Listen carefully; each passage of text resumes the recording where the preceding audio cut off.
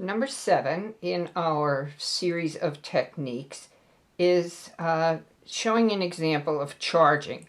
And this particular leaf, you can see, has two different colors that have been merged together. And they have been merged together through a wet process. So we select two colors that we want to put together. And they can be strong colors, or they can actually be more tinted colors, but we're going to try and match what we have here that's already been done. So the way that we start this is by dampening the area that you want to paint with just a little bit of water, because you want to be able to have a puddle that you can blend colors in. And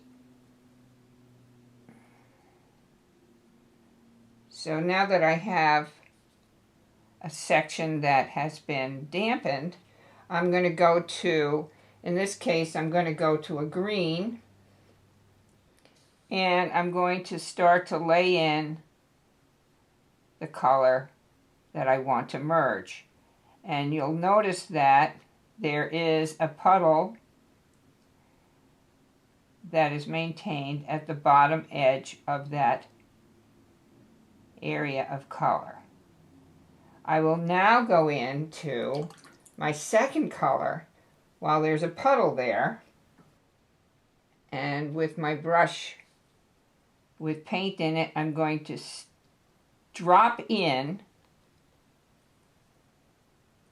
the second color and start to pull it down so that the puddle now has changed color, and a little of that color is maintained up at the upper end of the blend, where the dark and the light come in. I'm going to clean my brush again now and go back and add more color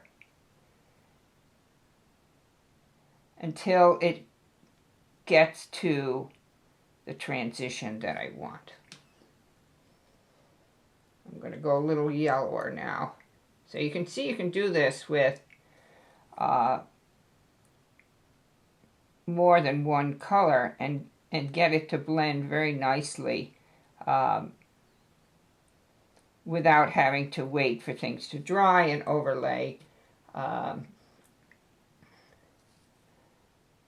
going to do this a little backwards here.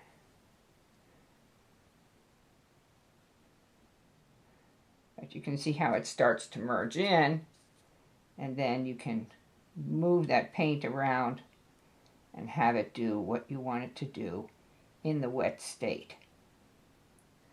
So this is called charging.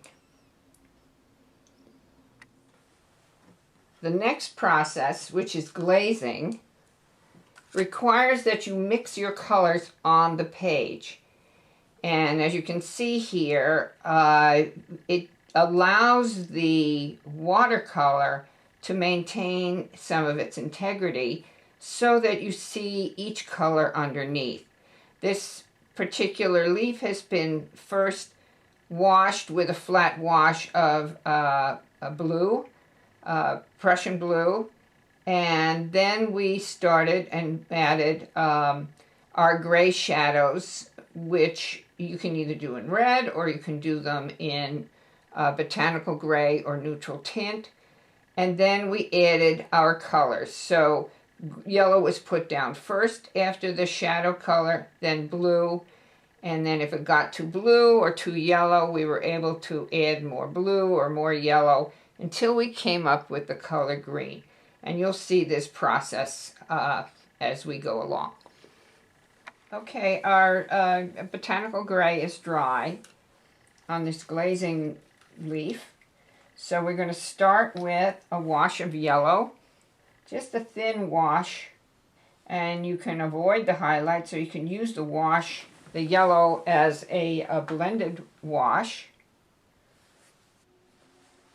And I will start at the tip and take it to where I think the highlight is going to be, which I think is going to be along this edge. So we want to preserve some of the blue that we're using as a highlight.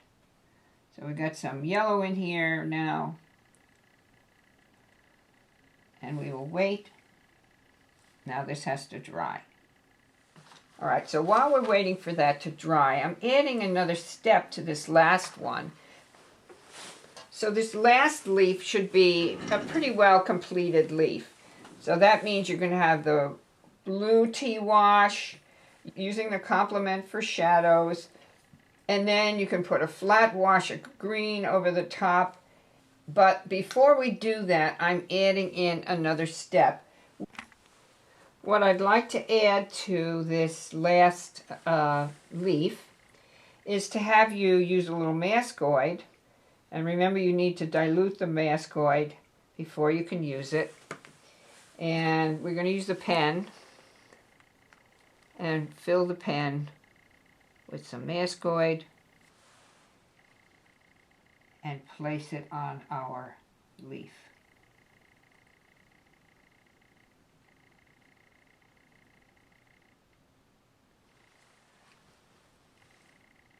Wherever we have a vein.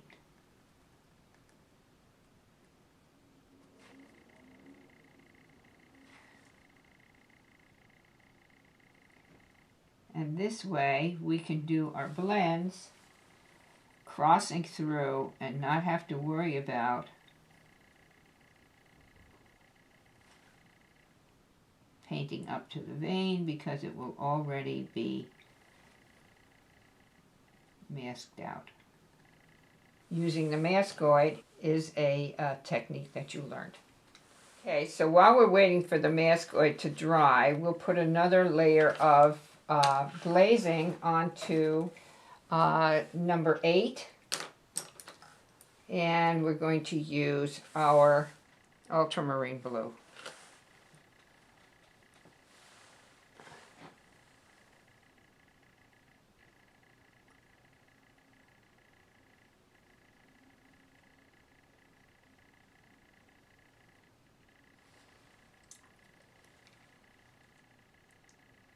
And because these are such small areas, I really don't think you need to wet the paper unless you feel that it's going to give you a little bit more confidence. But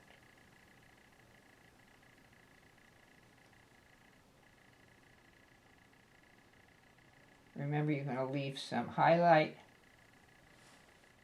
Make sure your brush is not too wet when you're doing these blends, especially in these little tiny areas. And you can see how blue this is getting. So we will have to add another layer of yellow before we do anything else in order to bring up the green.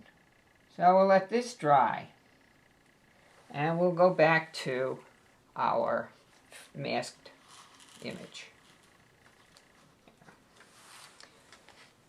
So as you can see, we have a blue tea wash, we have a red shadow area, and now we're going to add our green. And so we'll start to do this with a graded blend, leaving a highlight on each one of these leaves.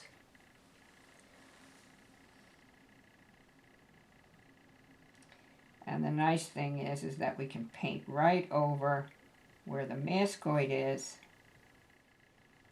I'm using different concentrations of green here so that I can blend it, clean the brush, and blend it to what I think should be the highlight.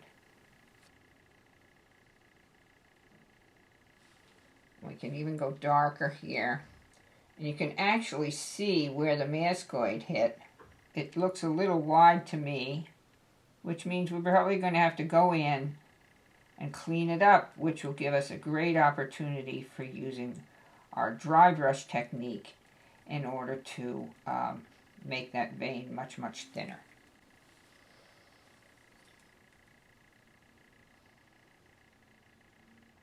And you're going to have to fill the pen with a brush, so use something that's junky, and even though it's a junky brush, make sure you clean it out so you can use the brush again for the same purpose. So now that it's wet, the green will blend a little easier. So clean it and just feather it out, leaving some information for the highlight. Of course, the green will lift also if you feel that you put too much on. But do that lifting once it's dry. I'm going to put a little shadow in here.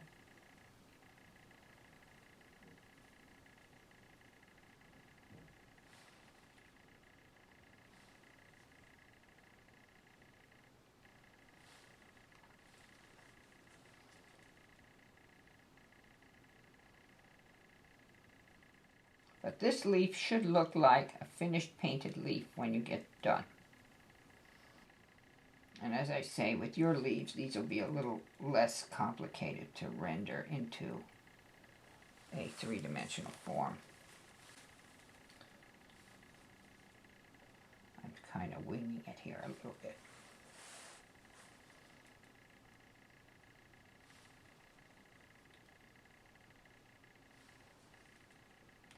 And if you want to use a skin for your colors, because they'll go down, you can control the color a little bit more. Feel free to do that.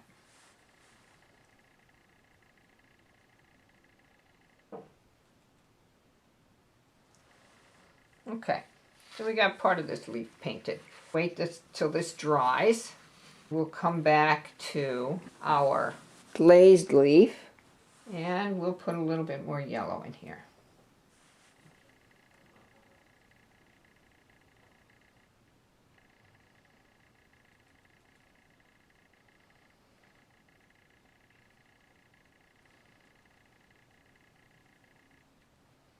The thing about this technique is that it requires a bit more patience because you have to wait for each layer to dry and then put just a thin layer of color down to get it to be where you want it. You know, you're going to just mix these colors on the page to get them to be what you want them to be.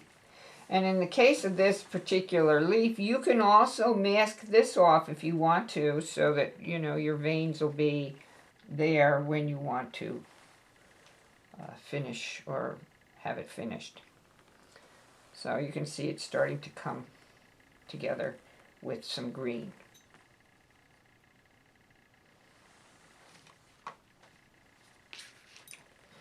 Okay. I think this is dry enough. We can pick it up. Don't use your fingers. I know they tell you can rub it off with your fingers, but as you know, I don't like you putting your hands on any of your artwork for any reason.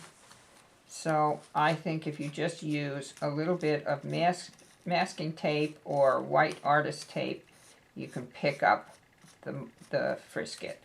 Now you'll see that this maskoid did not go down very nicely. Now you're going to take your number 2 brush, and this is where you really would be better off with a skin, and you can go back in. Alright, so I have a little bit of a problem here in this tip. So I'm going to have to, first of all, get in there with a dry brush and just touch it up. Make sure that the color you're using is lighter than the color that you need, because then you can always build on it and not worry about creating another line where you don't want one. You can see I can just changing the dilution. I can get that blend again. Now you'll notice that our vein is very white, so just feather across it and it'll tone it back and look more normal.